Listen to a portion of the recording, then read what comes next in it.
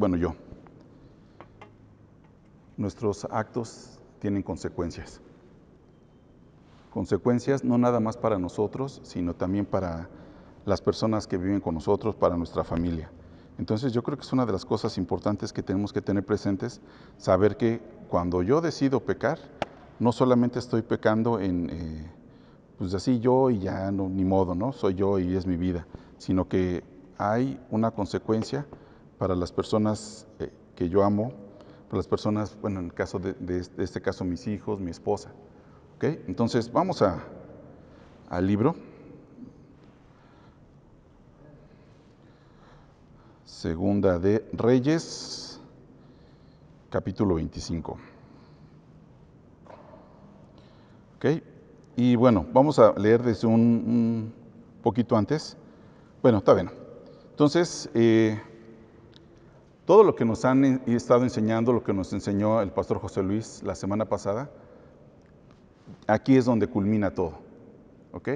Ya se veía venir, ya Dios había dicho qué es lo que iba a suceder, ¿verdad?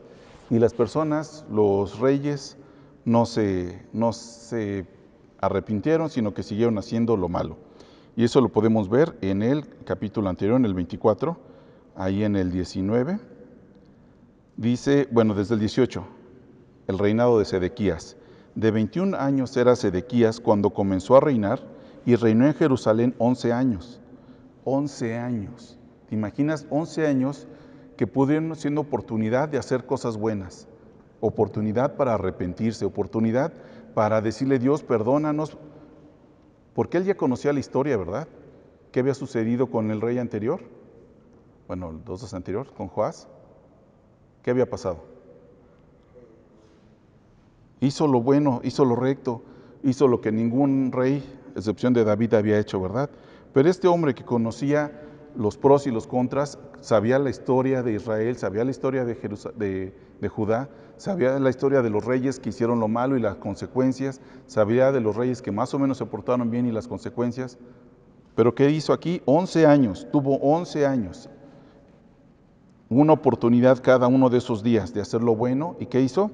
Dice, el nombre de su madre era Amutá y la hija de Jeremías de Libna, e hizo lo malo ante los ojos de Dios, conforme a todo lo que había hecho Joacim. ¿Te acuerdas de Joacim? De los peorcitos, ¿verdad? Vino pues la ira de Dios contra Jerusalén y Judá hasta que los echó de su presencia, y Sedequías se rebeló contra el rey de Babilonia. Mala idea. ¿Contra quién tenía que haber rebelado? Contra su propio pecado, ¿verdad? Pero no lo hizo. Entonces dice así, ya estamos en el 25:1. Aconteció a los 9 años de su reinado, acuérdate, él reinó 11, en el mes 10º, a los 10 días del mes, que Nabucodonosor, rey de Babilonia, vino con todo su ejército contra Jerusalén y la sitió. Y levantó torres contra ella alrededor, y estuvo la ciudad sitiada hasta el año 11 del rey Sedequías. Es decir, los últimos 2 años se la pasaron muy mal, ¿verdad? Porque digo, si era un rey que era así de malo, ¿tú crees que tenía pues el cuidado de tener alimentos, de tener comida guardada para estos momentos difíciles? La realidad es que no, ¿verdad? Entonces dice, y estuvo la ciudad, estoy en el 2, estuvo la ciudad sitiada hasta el año 11 del rey Sedequías. A los 9 días del cuarto mes prevaleció el hambre en la ciudad hasta que no hubo pan para el pueblo de la tierra. ¿Te imaginas esa situación? ¿Alguna vez has pasado por algo así? Que has tenido tanta hambre que dices, ¿y no hay ni dónde? Aquí no fue un día ni fueron 2, ¿verdad? Fue el punto de que ya no había ni dónde comprar. No había dónde adquirir, no había nada. Dice en el 4, abierta ya una brecha en el muro de la ciudad, huyeron de noche todos los hombres de guerra por el camino de la puerta que estaba entre los dos muros, junto a los huertos del rey, estando los caldeos alrededor de la ciudad, y el rey se fue por el camino del Arabá. A ver, ¿sí quedó claro qué está pasando ahí? ¿Quién está huyendo? ¿El pueblo? ¿Los hombres comunes? No, los hombres de guerra. ¿Qué tendrían que hacer los hombres de guerra? Pelear. Y por lo que vemos no iban a pelear, ¿verdad? No era una estrategia para desequilibrar al enemigo. ¿Qué estaban haciendo? Huyendo. Los hombres de guerra estaban huyendo. Y dice que huyeron todos los hombres de guerra, no una parte, sino todos. Como uno solo, todos se fueron. Dice, y el rey se fue por el camino del Arabá. Vamos en el 5. Y el ejército de los caldeos siguió al rey y lo apresó en las llanuras de Jericó, habiendo sido dispersado todo su ejército. Preso pues el rey, le trajeron al rey de Babilonia en Ribla, y pronunciaron contra él sentencia. Sentencia, pues, ¿qué había hecho? ¿Qué le había hecho al otro rey? Se rebeló, ¿verdad? ¿Y cómo se castiga la rebeldía? Con la muerte. ¿Ok? Estamos hablando del rey Nabucodonosor, que era un ser humano como tú y como yo. ¿Ok? Y por rebelarse contra él le costó, la sentencia es la vida. La rebeldía no es una cosa que se deba de pasar así por alto, de que, ay, bueno, no pasa nada, no. Le dieron sentencia, dice en el 7, degollaron a los hijos de Sedequías en presencia suya, y a Sedequías le sacaron los ojos, y atado con cadenas lo llevaron a Babilonia. ¿Qué piensas de esto? ¿Qué piensas de esto?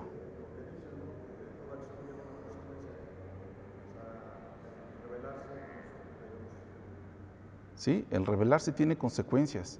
El elegir el camino del pecado tiene consecuencias. A él le sacaron los ojos, pero antes ¿a quién afectó? A sus hijos. A sus hijos los mataron enfrente de él. ¿Y sabes qué? No sé si tú tengas la bendición de ser padre o pienses en algún día tener esa bendición, pero tienes que estar consciente de esto. Tú y yo tenemos que estar conscientes de esto, que lo que yo hago va a beneficiar o va a perjudicar a mis hijos, lo quiera o no. Para bien o para mal, lo que yo haga, lo que yo decida, no solo me va a afectar a mí, sino va a afectar a mis hijos, va a afectar a mi familia.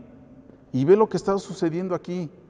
Todo estaba en desorden. Cuando no ponemos a Dios como primero, cuando no nos ajustamos al plan de Dios, todo se desordena. Todo lo que estaba bien empieza a funcionar mal.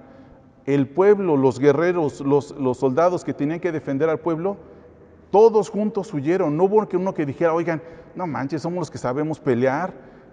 ¿Cómo nos vamos a huir? ¿Qué van a decir de nosotros? O sea, si nosotros estamos huyendo, ¿qué esperanza le damos al pueblo? Pero no había ninguna esperanza ya, ¿verdad? Ellos la veían perdida, por eso huyeron. Y en el 7, ese es lo peor de todo, la culminación del pecado de un hombre. Degollaron a los hijos de Sedequías en presencia suya. En presencia suya, ¿te imaginas? Bueno, pero también no sé qué tanto le dolería. ¿Te acuerdas qué hicieron ellos? ¿A sus hijos qué les hacían? Los ofrecían, ¿verdad? Y era un ídolo de bronce que calentaban las manos al rojo vivo y ahí ponían a los bebés vivos. A sus propios hijos, no a los hijos de alguien, a sus propios hijos. Entonces, ¿qué podemos aprender de esto? No, tenemos que estar conscientes que lo que yo decida para bien o para mal, no solo me va a estar afectando a mí, sino va a estar afectando a las personas que amo. Entonces es importante que lo tengamos presente, que no todos digamos, bueno, pues voy a decidir no hacer esto, o no voy a hacer lo otro, no voy a seguir a Dios, ya me aburrí, yo voy a hacer otra cosa. Pues sí, lo puedes hacer, pero todo tiene consecuencias, todo tiene consecuencias. Y lo peor de todo es que no nada más para nosotros, lo vuelvo a repetir, para las personas que amas. A lo mejor los que no tienen hijos, pero tienen a sus padres, tienen gente que los ama. Lo quieras reconocer o no, siempre hay alguien que te ama, alguien al quien le importas. Y nuestras decisiones los dañan. Este hombre, aún sabiendo todo lo que sabía, aún viendo toda la historia, aún sabiendo las consecuencias de lo que estaba haciendo, no le importó. Entonces, vamos a tomar esto. Okay, ¿qué podemos aprender de esta primera parte, de estos primeros 7 versículos? ¿Qué podemos aprender? Si mañana Isra nos vuelve a encontrar por ahí y nos dice, ¿qué aprendiste? ¿Qué le vamos a decir? Se van a quedar callados. Es que me da pena. No, ¿qué vamos a decir? Que nuestros actos afectan a otras personas. Tiene consecuencias. No es de que, pues ¿qué pasa si, qué tanto es tantito? Ese qué tanto es tantito llevó a este hombre a presenciar el asesinato de sus hijos, causado por él. No pensó en sus hijos. Entonces es importante que tengamos esto presente. Y ¿sabes qué? Que lo que quieras hacer bien, el cambio que quiere Dios en ti, que quiere Dios en mí, le permitamos que lo haga. Yo sé que a veces no queremos entregar nuestra vida a Dios, y yo no estoy diciendo que sepa algo de ustedes, yo estoy hablando de mí, ¿ok? Si Dios te está hablando, qué bueno, gracias a Dios. Eso significa que Dios le importa tu vida y tiene cuidado de ti. Si Dios te está hablando, escúchalo. No sabemos cuánto tiempo nos va a quedar, no sé cuánto tiempo pensaba que tenía Sedequías, pero llegó el día en el que tuvo que pagar todo lo que había hecho. ¿Cuándo vamos? Y nosotros, cada uno de nosotros va a llegar un día en que tenemos que pagar todo lo que hemos estado haciendo, que vamos a recibir el pago de lo que hemos estado haciendo. No sé cuándo sea, en 1 año, 2 años, no lo sé, nadie lo sabemos, ¿ok? Pero tenemos que estar conscientes de eso. Ahora, Dios nos muestra las cosas que hay que hacer. Y a veces decimos, ay, Señor, es que sí quiero entregar mi vida, pero me da miedo. Te digo otra vez, repito, estoy hablando de mí. Me da miedo porque qué tal que lo que tú quieres, la voluntad que tú quieres, no es lo que yo quiero. ¿Y qué va a pasar si eso sucede? No sé, ¿ya ha pasado? Porque yo te estoy hablando de mí. No vayan a pensar, no, es que José Luis me pasó una notita por aquí de alguien. No, de verdad que no. Ustedes saben que no es así. Te estoy abriendo mi corazón. Cuando llegó el momento en el que yo tenía que decidir, yo tuve miedo y dije, híjole, ¿y qué tal que digo que sí? Y no es lo que yo quería, no es lo que yo planeaba.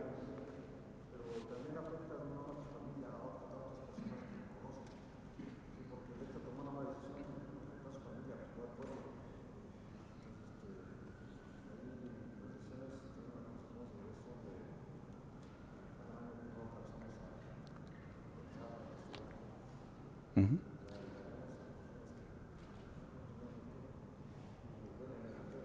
Exactamente. Aquí nos estaban comentando que pues no nada más es a las personas que están cerca de nosotros, nuestra familia, nuestro círculo cercano, sino también a otras personas. Nuestras decisiones también lo afectan. ¿Okay? Ajá.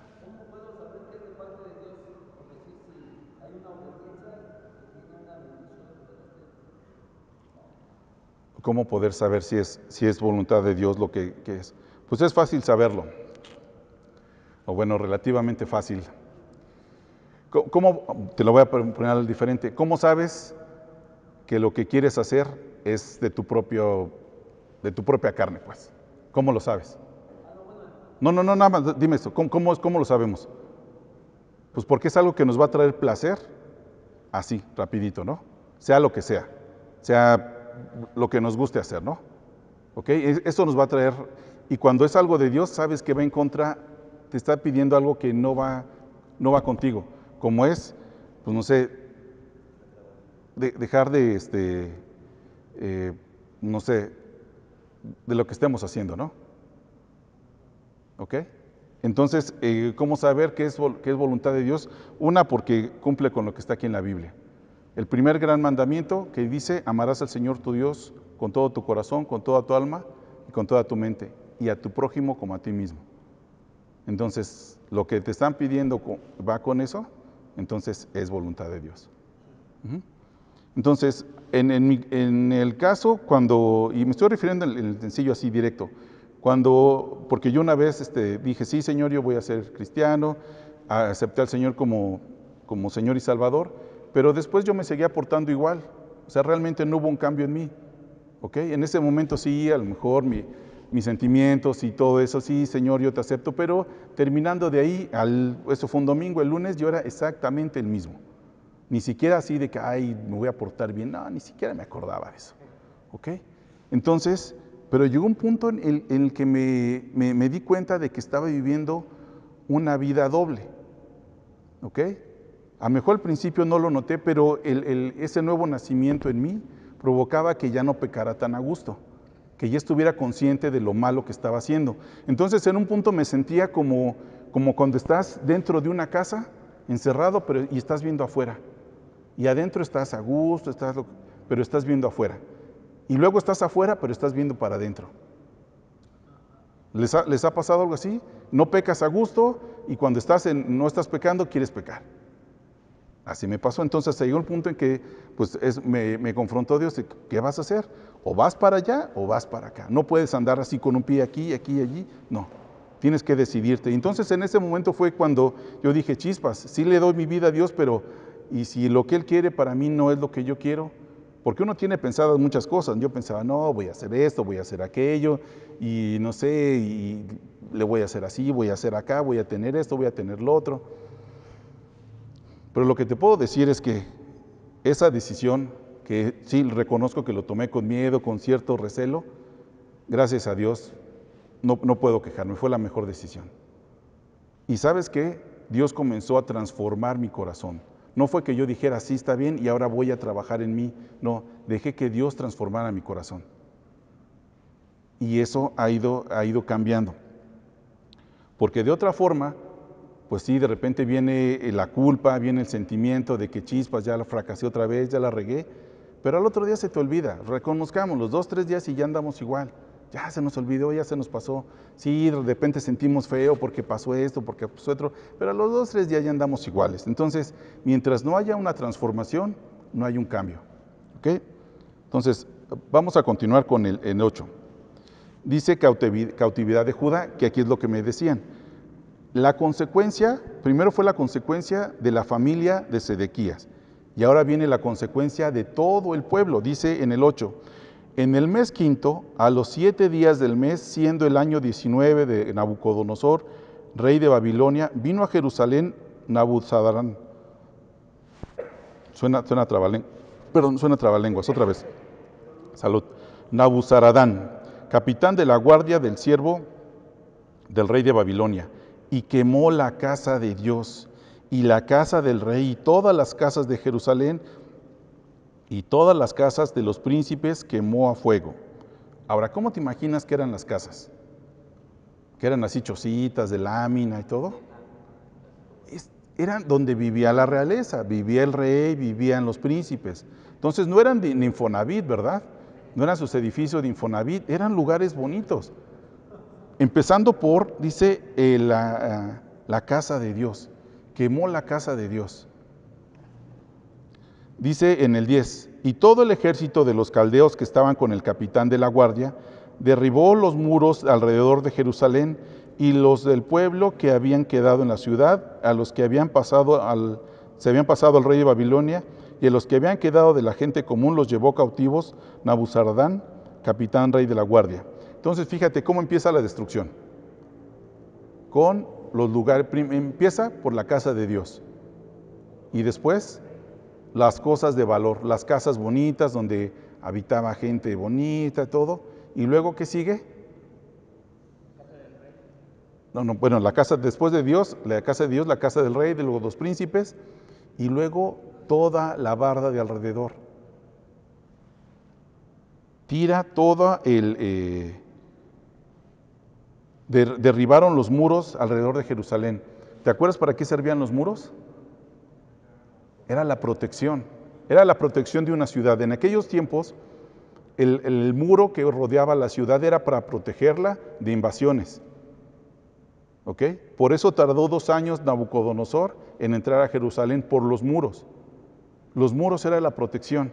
¿Y qué sucedió con esa protección? Adiós. Y todas las personas que estaban ahí, ¿qué les pasó?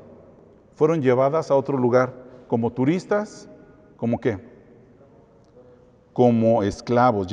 Los llevó cautivos Nabuzaradán, capitán de la guardia. ¿Ok?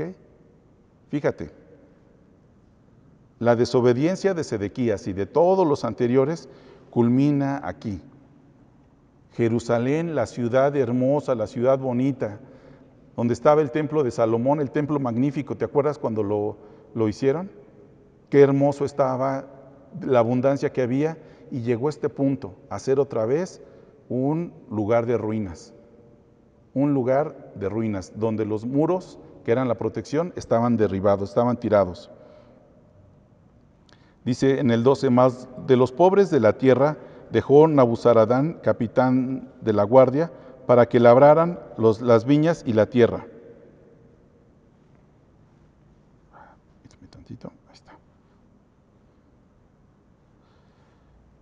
Y quebraron los caldeos las columnas de bronce que estaban en la casa de Dios, y las basas y el mar de bronce que estaba en la casa de Dios, y llevaron el bronce a Babilonia. Llevaron también los caldeos las paletas, las despabiladeras, los cucharones y todos los utensilios de bronce con que se ministraba, incensarios, cuencos, los que de oro en oro, los que de plata en plata, todo lo llevó el capitán de la guardia. Y las dos columnas, un mar y una basas, y las basas que Salomón había hecho para la casa de Dios, no fue posible a pesar, las dos columnas, un mar y las basas que Salomón había hecho para la casa de Dios, no fue posible pesar todo eso. La altura de una columna era de 18 codos y tenía encima un capitel de bronce. La altura del capitel era de 3 codos y sobre el capitel había una red y granadas alrededor, todo de bronce. E igual labor había en la otra columna con su red. ¿Te imaginas? Tomó entonces el capitán de la guardia, el primer sacerdote Seraías, al segundo sacerdote Sofonías y 3 guardias de la vajilla. Y de la ciudad tomó un oficial que tenía a su cargo los hombres de guerra y 5 varones de los consejeros del rey que estaban en la ciudad. El principal escriba del ejército que llevaba el registro de la gente del país, 60 varones del pueblo de la tierra que estaban en la ciudad. Estos tomó Nabuzaradán, capitán de la guardia, y los llevó a Ribla al rey de Babilonia. Y el rey de Babilonia los hirió y mató en Ribla, en tierra de Hamat. Así fue llevado cautivo Judá de sobre su tierra. Entonces, tristemente no terminó con la muerte de los hijos de Sedequías, ¿verdad?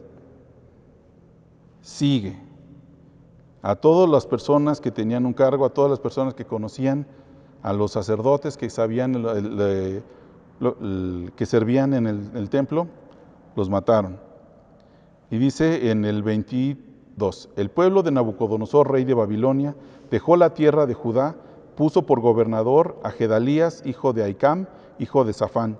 Y oyendo todos los príncipes del ejército y ellos y su gente que el rey de Babilonia había puesto por gobernador a Gedalías, vinieron a él en Mizpa, Ismael, hijo de Netanías, Joanán, hijo de Escarea, Seraías, hijo de Tanumet, Netofatita, y Hazanías, hijo de Maacateo, ellos con los suyos. Entonces Gedalías les hizo un juramento a ellos y a los suyos. Les dijo, no teman de ser siervos de los caldeos, habiten en la tierra y sirvan al rey de Babilonia y les irá bien. Mas en el mes séptimo vino Ismael, hijo de Netanías, hijo de Elisama, del estirpe real, y con él 10 varones, e hirieron a Gedalías y murió. Y también a los de Judá y a los caldeos que estaban con él en Mizpa. Y levantándose todo el pueblo, desde el menor hasta el mayor, con los capitanes del ejército, se fueron a Egipto por temor a los caldeos. Joaquín es libertado y recibe honores en Babilonia. Bueno, vamos a dar hacer una pausa aquí. Entonces, sí queda claro cómo es que el pecado de los reyes, sobre todo el de Sedequías, porque fue el último, que tuvo, bueno, había dicho 10 años, pero tuvo 9 años antes de que lo vinieran a sitiar. 9 años, una oportunidad cada día para arrepentirse y no lo hizo. Y entonces estas personas que a lo mejor no habían pecado como Sedequías, que no habían, vienen a ser afectadas. ¿Ok? A todos los príncipes, a todos los mataron. Destruyeron la ciudad de Jerusalén. Ahora, ¿qué podemos aprender de esto?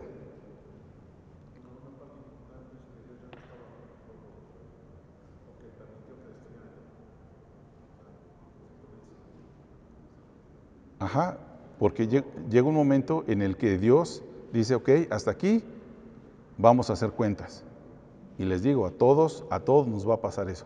Te vamos a tener que dar cuentas de todo lo que hemos recibido, de todo lo que hemos hecho, qué hemos hecho con la palabra que nos enseñaron, qué hemos hecho con lo que Dios nos dijo. Nos va a pedir cuentas. Entonces, ¿qué podemos aprender de esto? Cuando dejamos que el enemigo empiece a gobernar nuestra vida, ¿qué va a suceder? ¿Qué es lo primero que va a quitar? ¿Qué es lo primero que te dice que va a atacar el diablo? Tu fe. Es lo primero que va a atacar tu fe. Cuando la serpiente en el huerto del Edén, ¿qué fue lo primero que hizo? Puso en duda la fe. con que Dios les dijo. Y lo mismo está haciendo aquí, ¿verdad? Lo podemos ver de esa forma. Si nos piensa por un momento que Jerusalén eres tú, es tu propia vida. ¿Qué hizo el enemigo primero? Destruyó el templo de Dios. ¿Ok? Lo destruyó. Luego, el gobierno. El rey y los príncipes simbolizan el gobierno. ¿Qué sucede cuando una persona se entrega al pecado? Ya no es dueña de su propia voluntad. ¿Ok? ¿Qué sucede con alguien que tiene una adicción? La que sea. Es esclavo. Ya no hay un gobierno. ¿De quién depende ese gobierno? Del enemigo. Y luego lo siguiente que hace es todos los muros que significan la protección los tira. Entonces estamos completamente indefensos. Ya no podemos pelear, ya no podemos levantarnos. ¿Por qué? Porque ya no tenemos nada. ¿Ok? Ya. Si Dios no hace una obra con nosotros, no hay forma de que nosotros nos levantemos. Porque ni siquiera tenemos una protección. Ya no hay nada. ¿Ok? Entonces son las cosas. ¿Cómo sabes que estás cayendo en manos del enemigo? Porque empiezas a dudar de Dios. Oye, ¿y si es cierto que Dios quiere eso? ¿Y si es cierto que Dios está pidiendo eso? ¿Y por qué me pide eso? ¿Por qué no se lo pide a él también?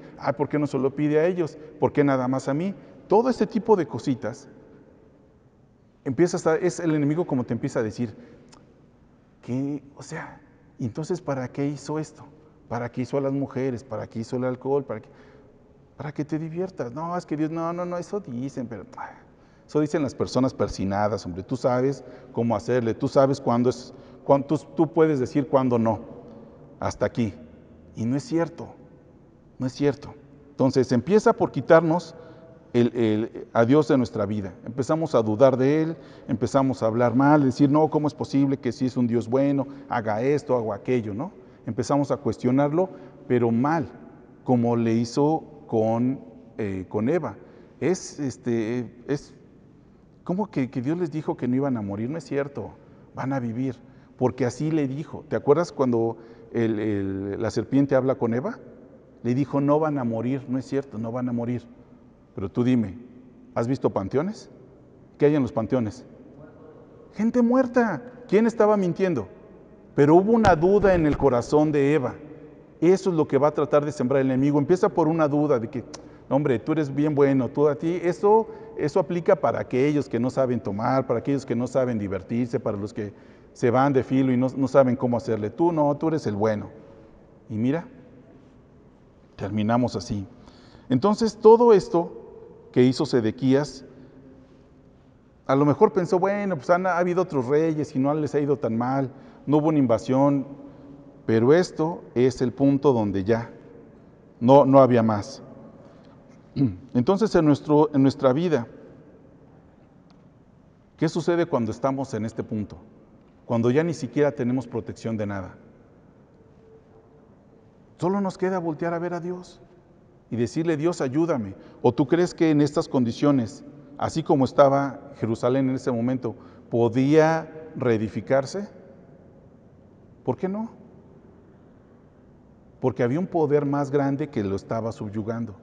El rey Nabucodonosor era mucho más poderoso que los que estaban ahí. ¿Y sabes por qué no iban a poder nunca? Porque ni siquiera Dios estaba con ellos.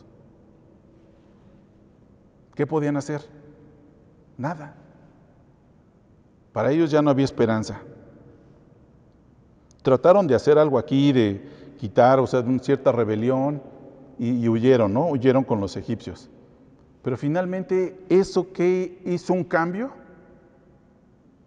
Mataron a Gedalías, ok, ¿y eso con eso recuperaron Jerusalén? No, tuvieron que huir, cualquier cosa que nosotros tratemos de hacer para sacarnos de nosotros, sacarnos para mejor, no va a servir. Y lo único que va a hacer es más dolor porque mataron a Gedalías. Y no pasó nada, no mejoraron, tuvieron que huir de todas formas. De todas formas tuvieron que huir. Entonces dice, vamos al 27. Dice, aconteció a los 37 años del cautiverio de Joaquín, rey de Judá. ¿Te acuerdas quién era Joaquín? el sobrino de Sedequías, ¿verdad? En el mes 12º, a los 27 días del mes, que Evil Merodac, rey de Babilonia, en el primer año de su reinado, libertó a Joaquín, rey de Judá, sacándolo de la cárcel, y le habló con benevolencia y puso su trono más alto de los tronos de los reyes que estaban con él en Babilonia, y le cambió los vestidos de prisionero y comió siempre delante de él todos los días de su vida, y diariamente le fue dada su comida de parte del rey de continuo todos los días de su vida. ¿Ok? Hubo personas que no fueron llevadas a cautiverio, hubo personas, bueno, como este rey, pero vivió cautivo. O sea, aquí dice que no era cautivo, no estaba en una cárcel, pero él se podía regresar a Jerusalén. No, no había dónde regresar. Entonces, sí, acaba muy mal todo esto, pero es importante que lo aprendamos el día de hoy. Hoy que tenemos esta oportunidad de aprender esto, de pedirle a Dios que nos ayude, de decirle a Dios transforma nuestras vidas. Tenemos el chance el día de hoy, antes de causar más daño. Una de las cosas que dijeron es que aprendimos de del libro de Reyes, de los 2 libros de Reyes, que todos los reyes, en su gran mayoría, pecaron. ¿Y cuál fue la consecuencia? Mala. En ninguno dice, ay, pecó, hizo lo malo y le fue tan bien. No, hombre. Ninguno, ¿verdad? Hace muchos años, cuando yo, la segunda o tercera vez que leía estos libros, terminé de leerlo y me acuerdo que dije, Dios, ¿cómo es posible que estos reyes, sabiendo todo lo que sabían, sabiendo la historia, porque todo esto está escrito? O sea, esto que nosotros estamos leyendo, también lo leyó Sedequías y también lo leyeron todos los reyes, porque se iban escribiendo la historia. Todos conocían su historia, todos conocían las consecuencias. Yo dije, Dios, ¿cómo es posible que sabiendo las consecuencias de dejarte a ti, de pecar en tu contra, lo hacían? ¿Cómo es posible que sabiendo las consecuencias y habiéndolas sufrido en algunos casos, ¿por qué no volteaban a contigo? ¿Por qué no te obedecían? ¿Y sabes cuál fue la respuesta de Dios? ¿Sí, en serio quieres saberla? Pero le estoy diciendo, eso fue para mí. Si Dios te toca y te está hablando también a ti, qué bueno. La respuesta de Dios para mí, en mi corazón fue, igual que tú, que sabes hacer lo bueno y no siempre lo haces. Tómala.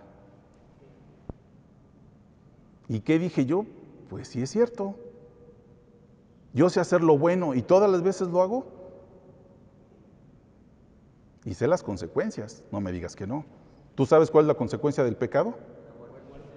La muerte. La paga del pecado es muerte. No podemos decir, es que Dios, yo no lo sabía, a mí nunca me dijeron, es que siempre en esa clase me quedaba dormido, no iba.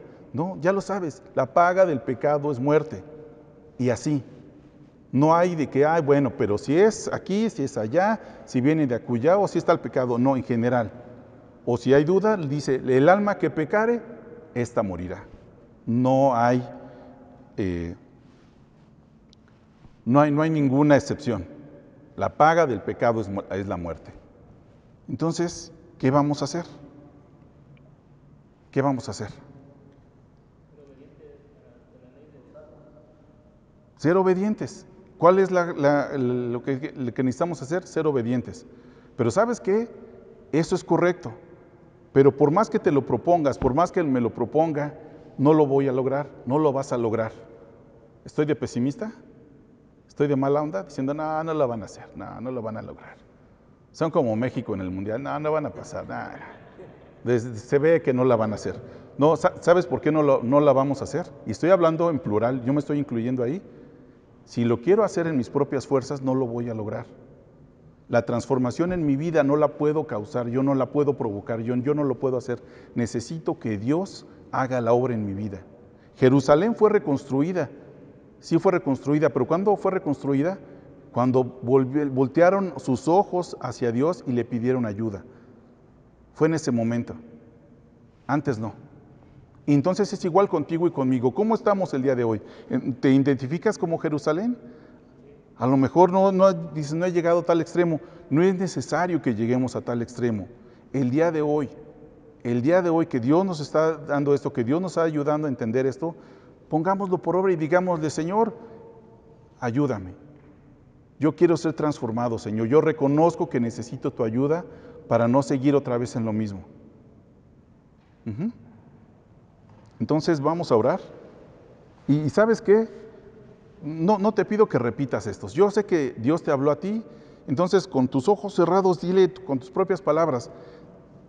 Sé que de repente da miedo porque hay cierta inseguridad en lo que, en darle la vida a alguien, en darle el control a alguien que no eres tú. Es como cuando te piden que seas confiado, que si has hecho eso, que te ponen así y te dicen, alguien te va a cachar, tú déjate caer. ¿Cuántos de nosotros lo logramos hacer? Porque es difícil confiar en alguien. Y más tu propia vida. Digo, el de dejarte caer, pues nada más es un costalazo, ¿no? Pero tu propia vida, dejársela en manos de alguien, pero vamos a dar ese paso. Yo te invito, mi hermano, que demos ese paso. Entonces, vamos a cerrar nuestros ojos y vamos a orar. Vamos a decirle, Dios, el día de hoy, Señor, quiero entregar mi vida a ti, Dios. Yo sé que ya le he entregado antes, que ya te he pedido que seas mi Señor y mi Salvador, pero hoy te pido, Señor, que seas el Señor de mi vida, Señor, que transformes mi corazón, Señor, que transformes mi mente, Dios, porque yo estoy consciente que no solo no lo voy a lograr, Dios, que el cambio que yo pueda hacer no es permanente y voy a volver a pecar y voy a volver a lo mismo, Señor. Te pido que tú me transformes, Señor, para que realmente me parezca a ti, Dios, para que cada día realmente esté caminando hacia adelante, Señor, y deje todo atrás, todo lo que ya traía, Dios. Te pido que tú me ayudes, Señor, y que tú me transformes. Hoy entrego mi corazón a ti, hoy entrego mi mente a ti, Dios, sabiendo que tú eres bueno y que tus pensamientos para mí son de bien en todo momento. Te lo agradezco, Padre, en nombre de Cristo Jesús. Amén.